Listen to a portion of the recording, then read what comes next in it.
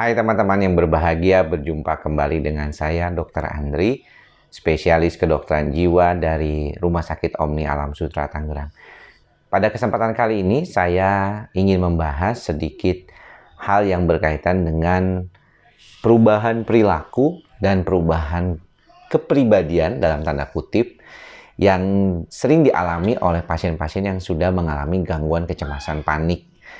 Nah, memang ini pertanyaannya tuh datangnya dari pasien sendiri, yaitu mereka bertanya, mengapa ya saya itu ketika mengalami gejala-gejala kecemasan panik ini, setelah lama, hampir lebih dari 1 tahun, kemudian kepribadian saya jadi berubah.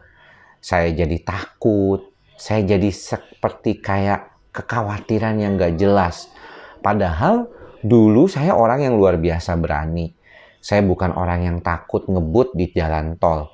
Jangankan ngebut, sekarang ini salip-salip aja sekarang susah gitu ya. Jadi saya kalau masuk ke dalam tol itu rasanya tuh udah kayak kekhawatirannya, aduh ntar kenapa-napa nih, pingsan nih begitu. Terus ada juga yang bilang dulunya saya tuh naik pesawat nggak pernah takut ya.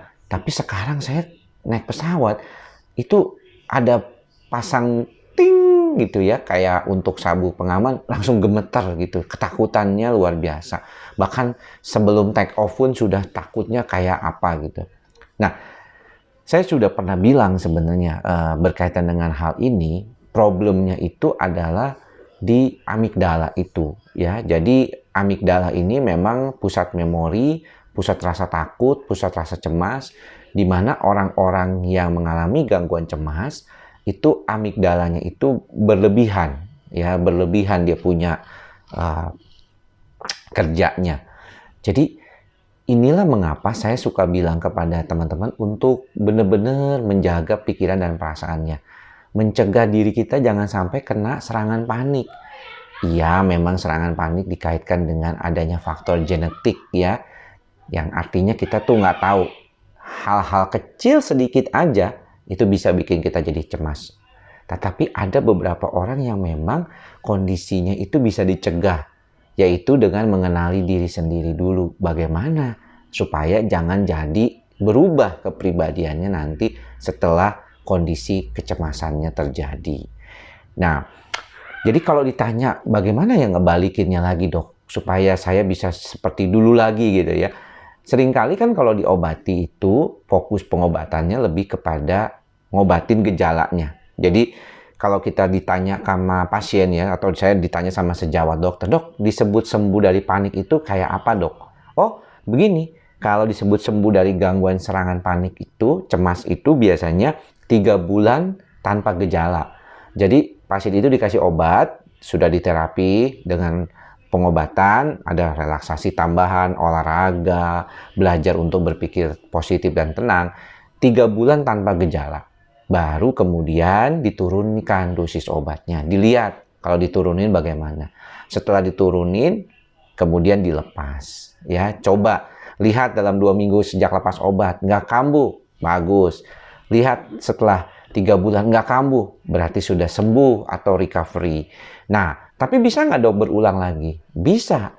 Dan kita harus perlu tahu ya, sejujurnya pada saat itu dia sudah sembuh, recovery, belum tentu gejalanya membaik, tapi tadi kepribadiannya itu ikut membaik.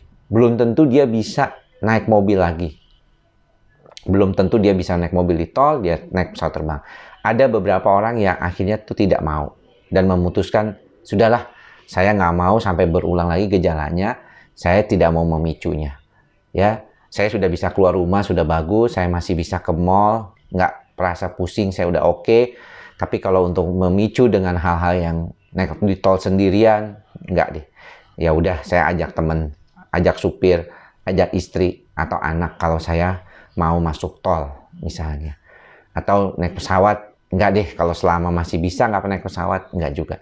Jadi artinya kesembuhan itu belum tentu bisa membantu orang itu kembali lepas dari gejala-gejala ketakutan yang biasanya menjadi salah satu ciri khas dari kecemasan itu sendiri.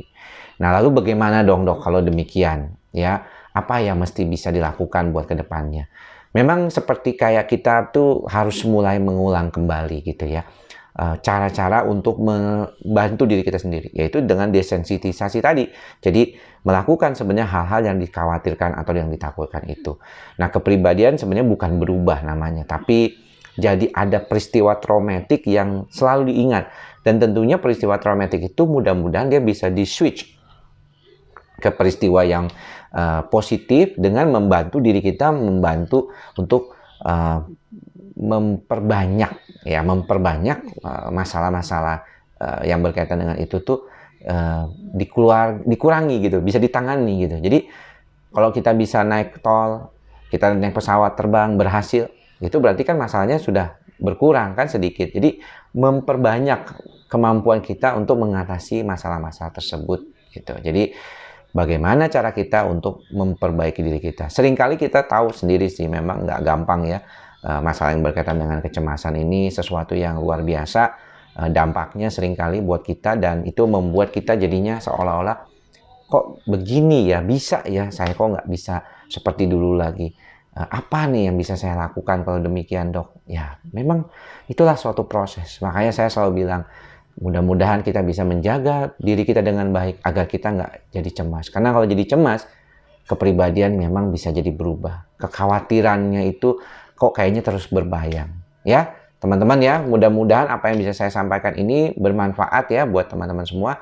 Dan sampai ketemu lagi di lain kesempatan. Salam sehat jiwa. Bye-bye.